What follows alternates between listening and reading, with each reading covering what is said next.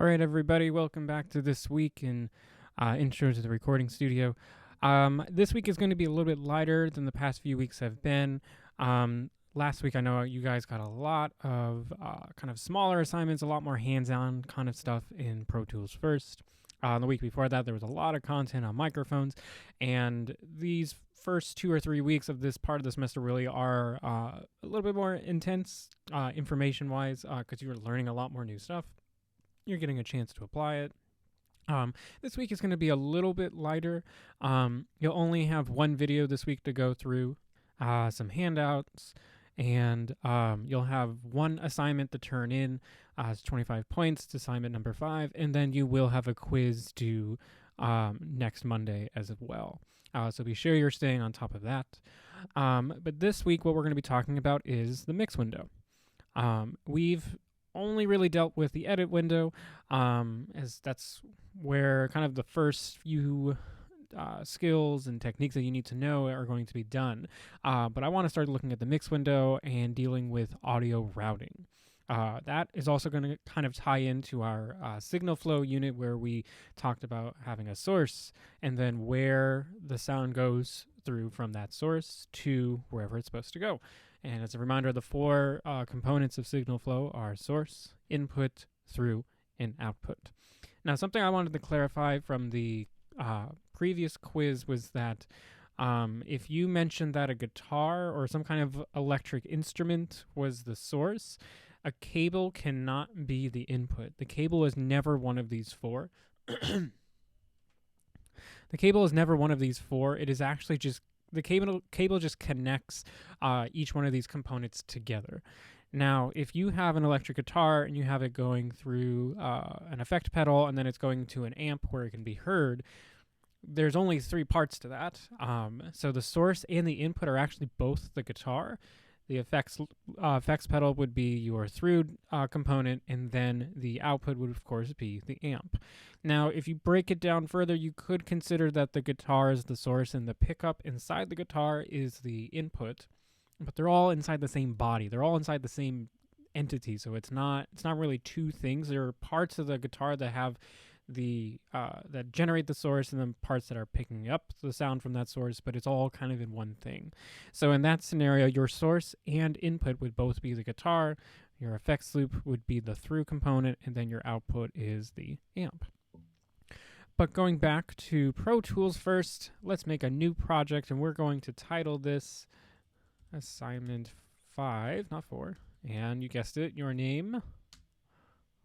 Also, remember, don't save this to the cloud. You want it to be a local storage, because Pro Tools First will limit you to 3 projects stored in the cloud, and we don't have to worry about that. We're fine with having it on our computers. So let's bring up one audio track. And we're going to make this, let's just keep it a mono audio track for now. We'll hit create. And there's nothing there because there's nothing happening, which is fine. I'm going to turn off that warp or the time stretching thing real quick. And let's look at our mix window. Now, your mix window is modeled off of the same functionality as a mixer. And the way that audio can flow through a mix window layout is going to be very similar to that. It's also going to tie in again to that idea of signal flow.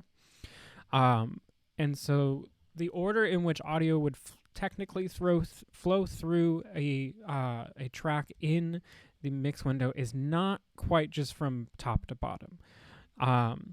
As a reminder, we have our inserts up at the top. This is where we added MIDI instruments for our instrument tracks back in the day. And it's where we can also add audio effects like EQ, a compressor, reverb, delay.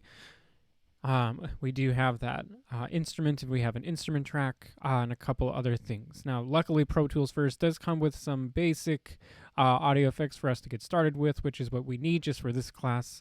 And these, we will actually be using some of these in the following week, and you'll get pretty well acquainted with them before you guys go back to the lab, hopefully in the fall, to get much more familiar with them and see the many other options that we have for AudioFix there. So your inserts are going to insert something into the signal flow path. If it's an instrument track, your source, quote unquote, is going to be actually coming from that instrument insert. But here we're only going to be talking about audio. And so your source and your input for this track is actually coming from a different place in that instance. And that is actually down here in your I/O.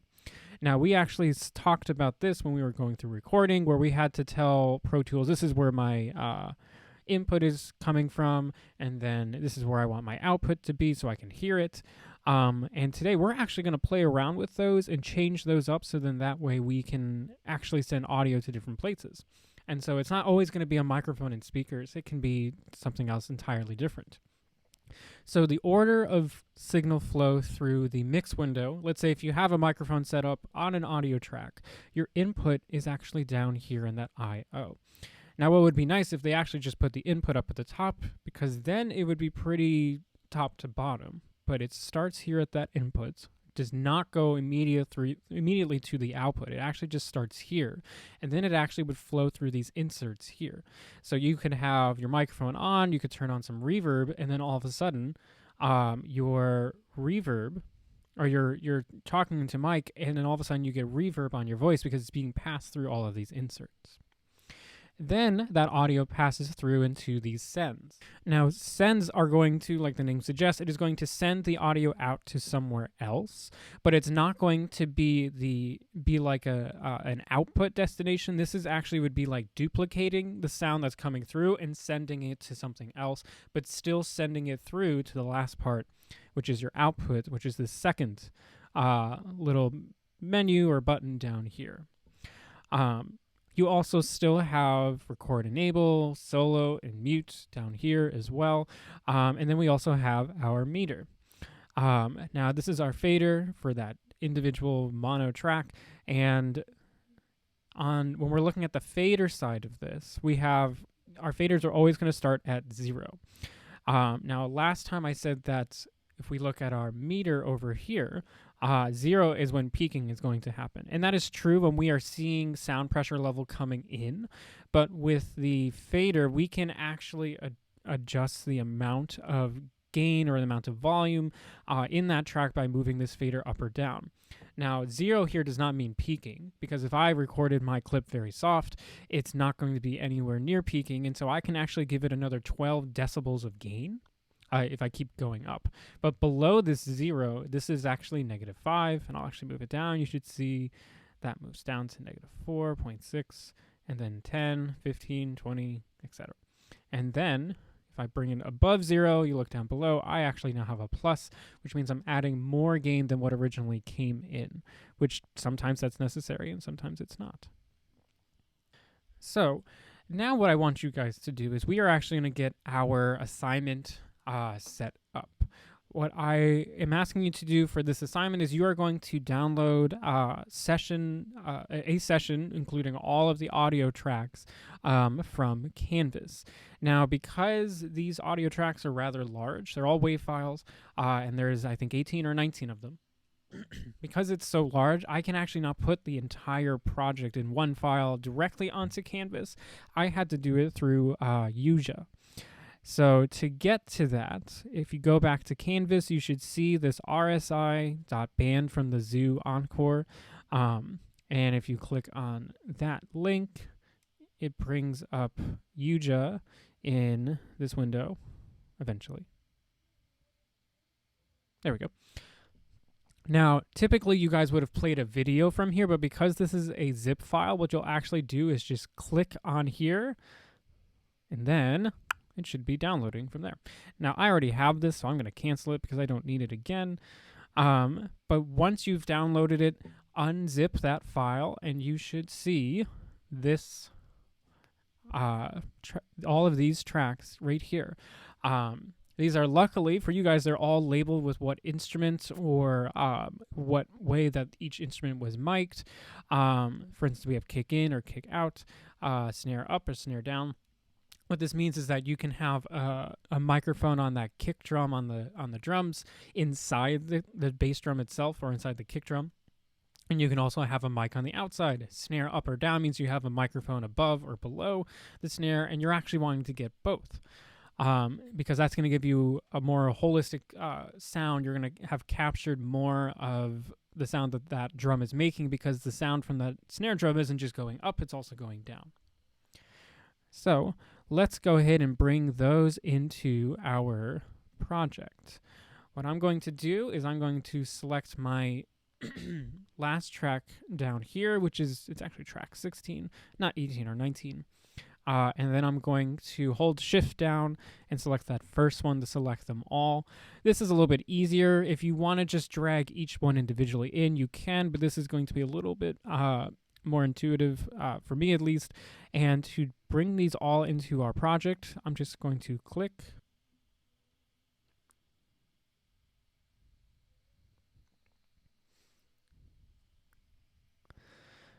And then you should see all of these tracks now in Pro Tools itself. I'm actually going to delete this audio track that I added at the beginning because it didn't actually get dropped into it. And so I'm doing that by going to this little mini track list right here, selecting that top one and hitting delete, because we're actually not going to need it. But I actually didn't drop in all of my tracks right at the beginning, and I do want them all at the beginning. So I'm going to make sure I select them all 16 of them.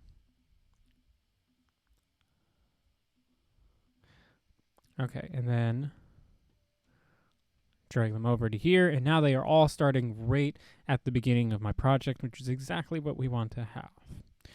Cool. So now there's a few more things that I want you guys to do to set up this project correctly. I want you to add 2 stereo aux tracks. Let's go to that. Stereo aux input. And then, make sure that's 2. And then I'm going to do 1 stereo master fader and hit create. Now, we can actually move the order of these tracks around. I want you guys to move the aux track, the first one, on its own. To select it on its own, you can just, if you hold Control or Command, you can unselect by clicking on the name, other tracks. And then we're going to move this so that way it is at the end of all of the drum tracks. And we can see the names at the bottom down here. I have my overheads, and then I have Tom 1, Tom 2. So I think I'm going to put mine right here. So that way, this is my first aux track there. I'll leave aux 2 where it is and master fader where it is as well. Now, I want you guys to be sure that your output for all of your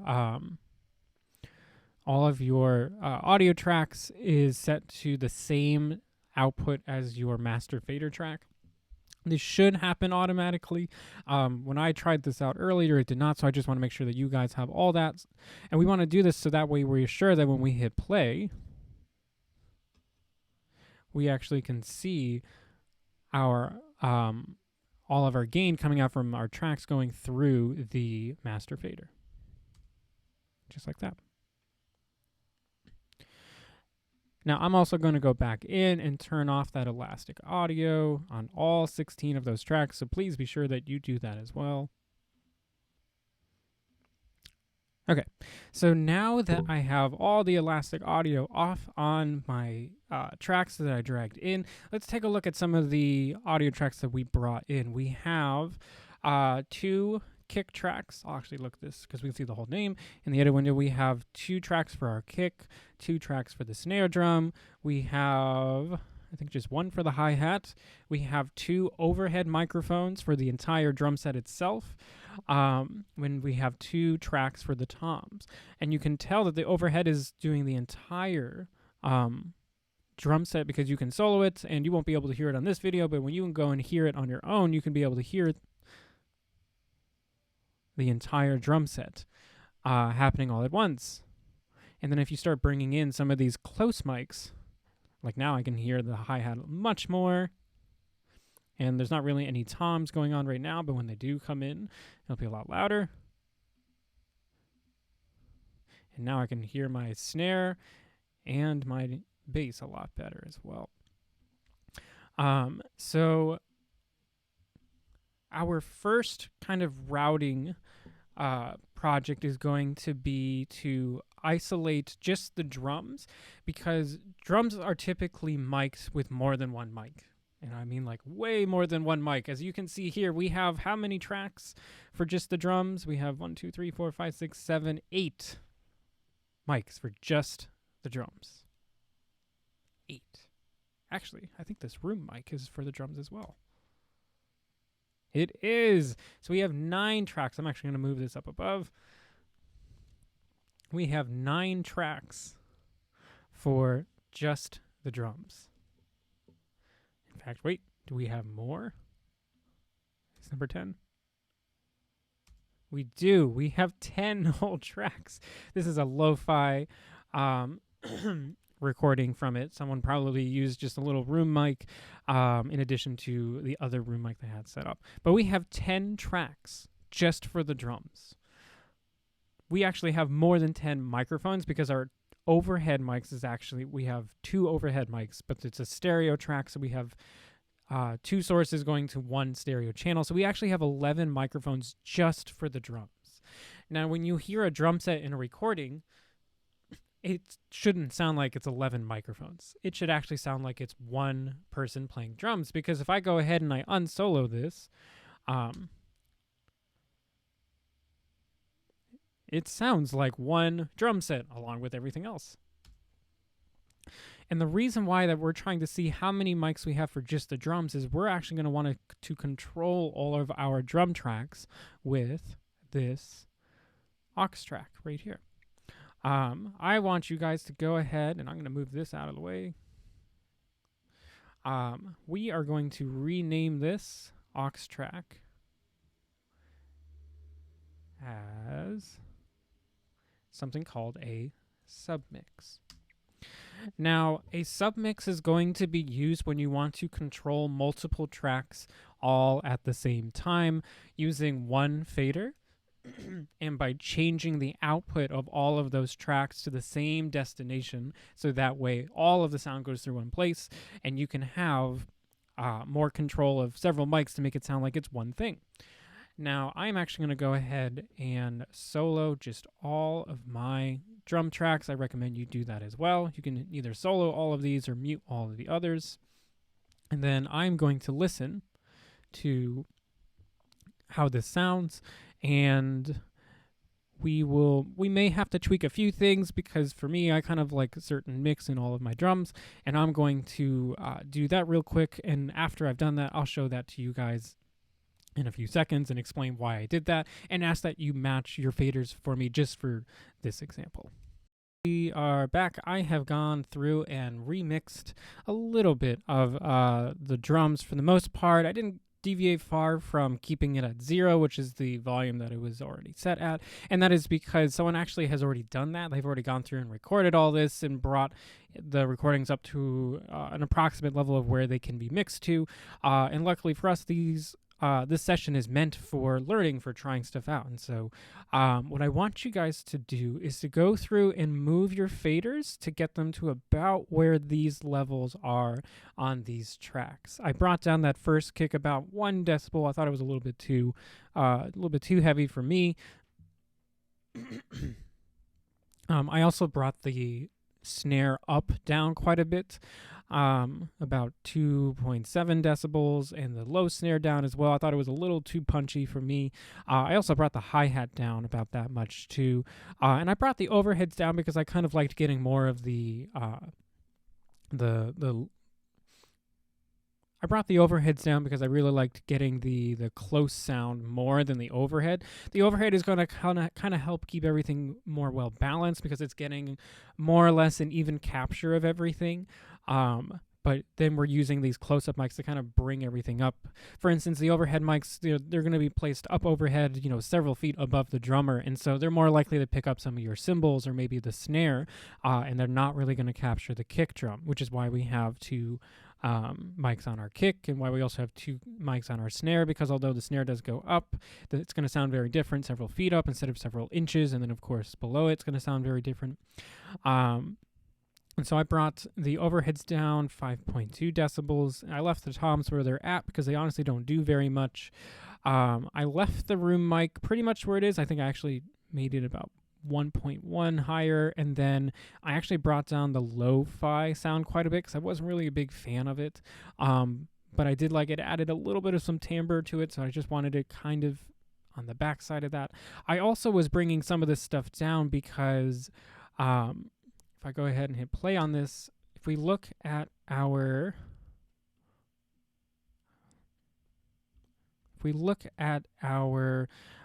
master fader track, we can tell that it is actually quite loud. You can see at this red line we've been peaking, and down here it'll actually tell us how bad we've been peaking in just a second. Yep, there we go. Now I'm 0.8 over. And if we look at all of our meters, a lot of the culprit is going to come from the drums.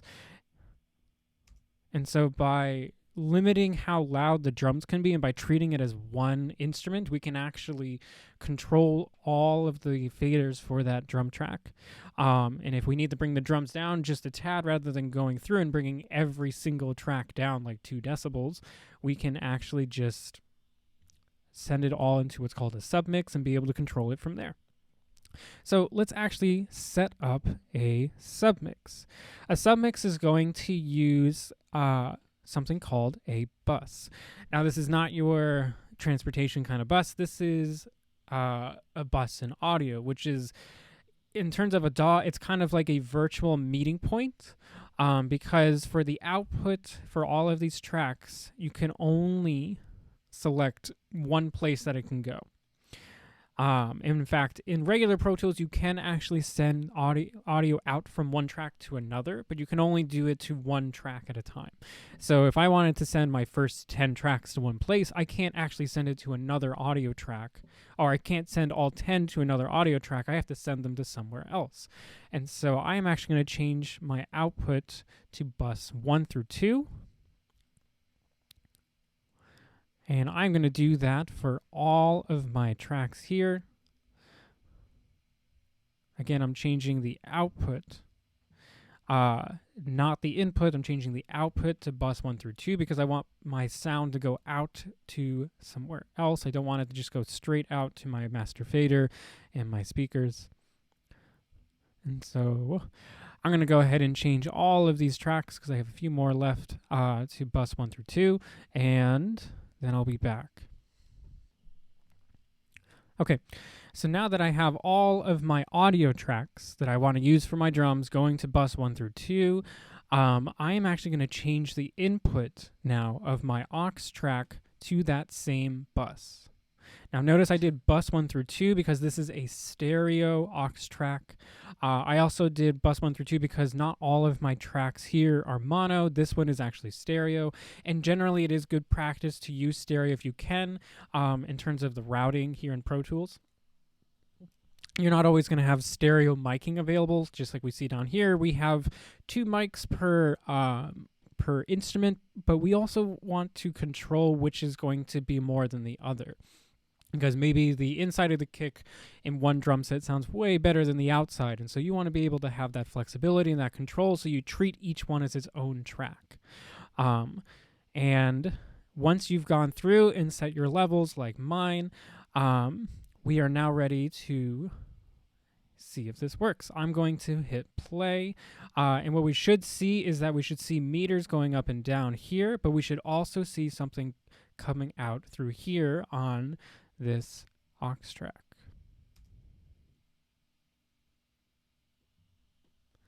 And it looks like we are. Now, if you have your mix window set up like mine, you actually can't hear anything right now. And that is because we can only hear these drum tracks. We're not hearing my aux track. And currently all of my drum tracks are sending their audio out to bus 1 through 2. And bus 1 through 2 does eventually come through our speakers, but not until you get to this aux track. And since I can't hear this aux track, I can't hear the drums. But as soon as I solo that, now I can hear it. And now we can actually see our drums are already 2.9 decibels over. And so, or are minus 2.9 decibels from peaking, which means that our drums on their own are pretty close to peaking. And so what I could do is actually be able to control the overall output of all of my drums just from here on this one fader. Because again, all the audio is going out to bus 1 through 2. And bus 1 through 2 is coming in on my submix track and then going out to my speakers, which is labeled monitors 1 through 2. So if I were to reset my numbers down here, I want to see how this sounds, or at least how my meter looks once I have everything mapped here to my submix.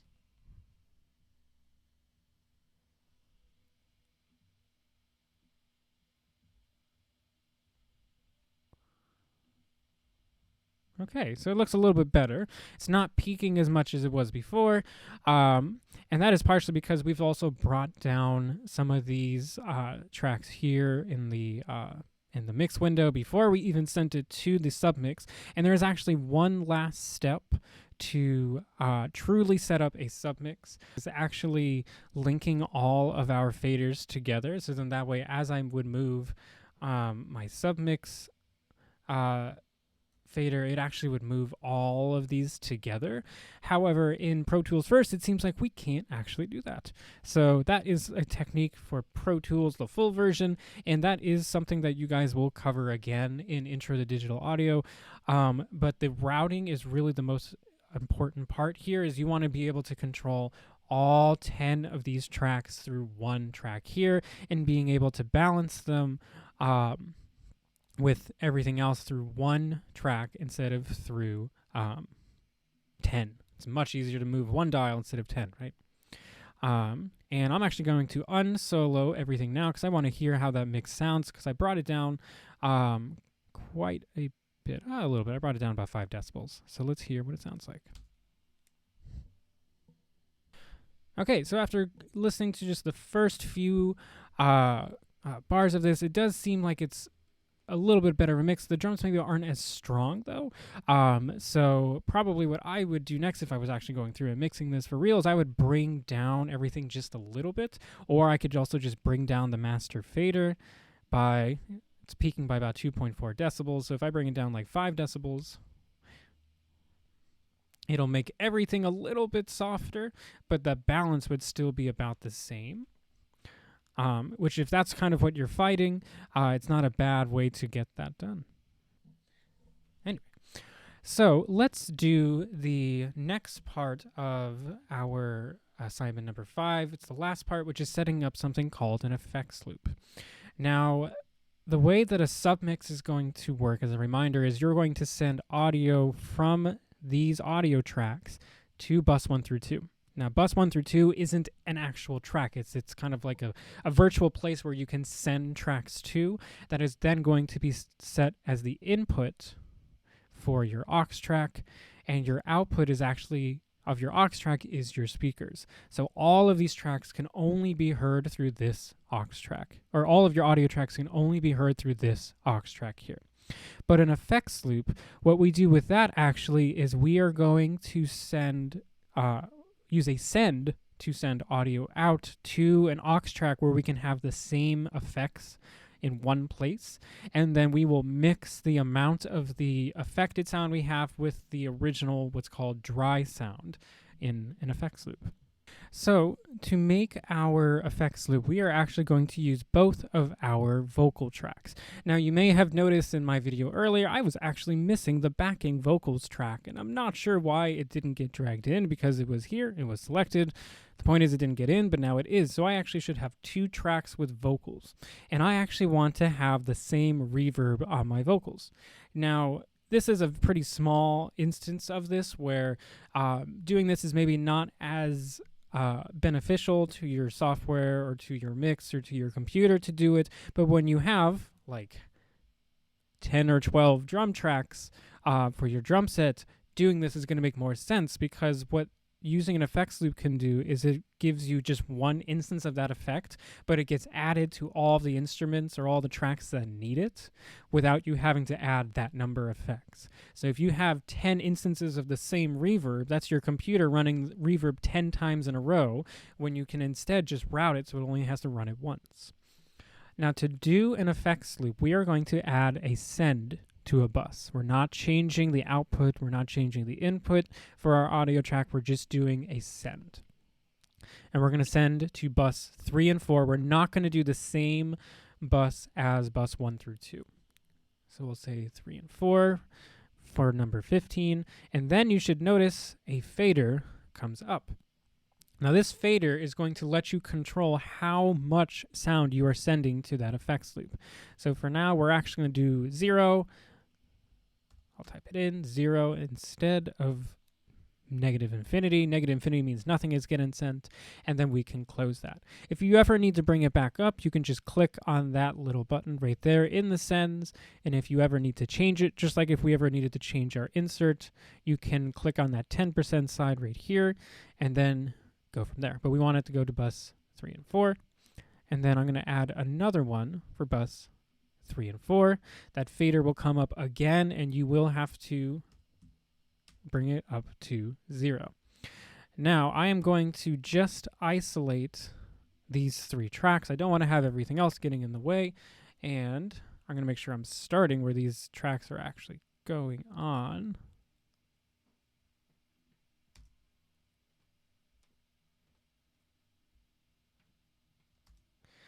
Okay, so that's where the vocals are going on, but the backing up vocals don't start till there. And let's go back to here. So we have bus 3 and 4.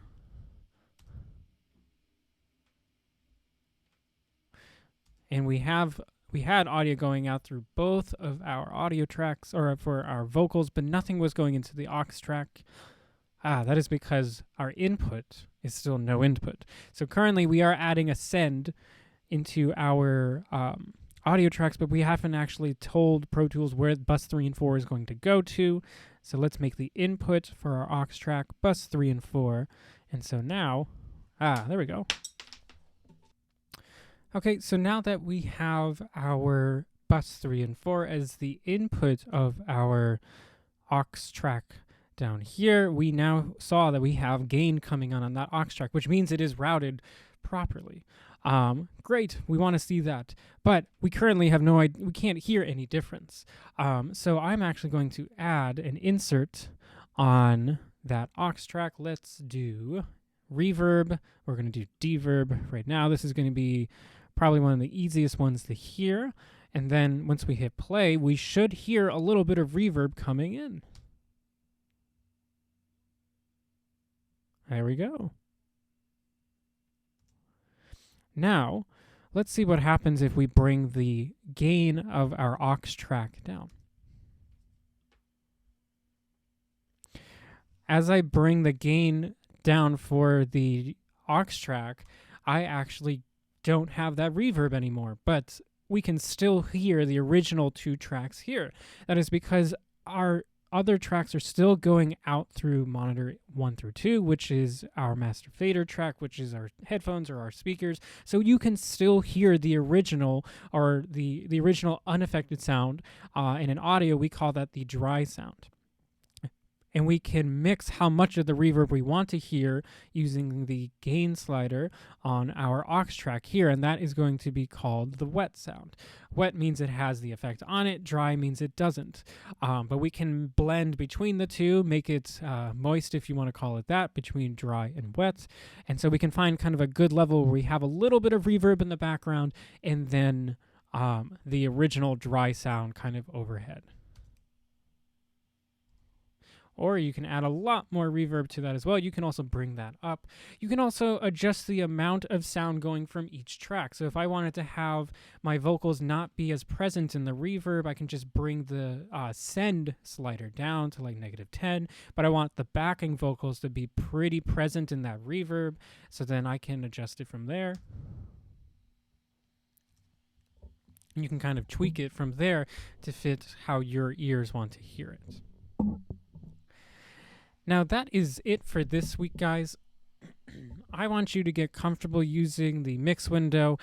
Feel free to adjust the mix of some of the other tracks in here. I won't be grading you on that, but maybe giving yourself a challenge to try and get that master fader to keep from peaking by adjusting the level of the submix and maybe some of these others. I found that the bass DI, which stands for direct in, was a little loud at times.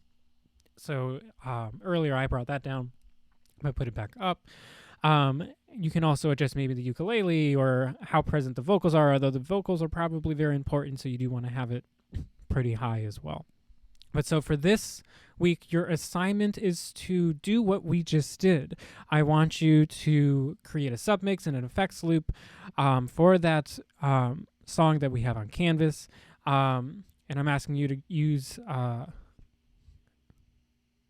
this should actually say a submix. I'm sorry, by the time you see this, it will be fixed, but you will do a submix in Pro Tools with all the drum tracks and one of the aux tracks, and you'll create an effects loop with all the vocal tracks on one of the aux tracks.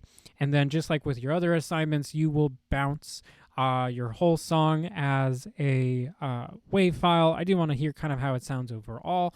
And then you'll take a screenshot of your drum tracks with the submix aux track in there, and I want you to do it while it's playing, because otherwise it's going to be difficult for me to see that it's actually working. Again, remember, I was hitting play to make sure that I was getting gain coming up here on my meter, but I could also see it on my submix right there. And then I want you guys to do it over here as well, to take a screenshot so I can see your vocal tracks and the effects loop track there. You will also have a quiz this week that is going to cover everything that I just talked about in this video, as well as the week before, going over audio and Pro Tools and the mix window and some of the routing. So you will have plenty of time to do that after this assignment. So this week will be a little bit lighter. And again, I will have office hours Thursdays, 10 a.m. to 12 p.m. And let me know if you have any other questions.